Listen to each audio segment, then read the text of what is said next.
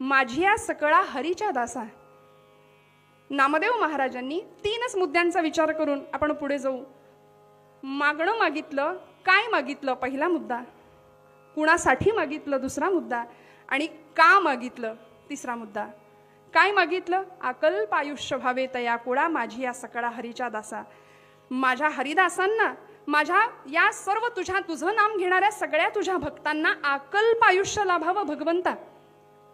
कारण ही मंडळी, यांच्या पिढ्या, यांची कुळं जर टिकली ना तर समाजापुढे आदर्श स्थापित होणार आहे. आणि म्हणून उदाहरण पुढच्या काळात घडत होतं की ज्या कुळामध्ये 8 वर्षांची 8 पिढ्यांची विठ्ठल परंपरा होती, असे विश्वंभर बाबा आणि त्या पिढीमध्ये, त्या कुळामध्ये पुढच्या काळामध्ये तुकोबरायांसारखं रत्न जन्माला येतं. श्रोते हो, बोल्होबा तुकोबरायांचे वडील, काय पिढी होती आणि काय परंपरा होती.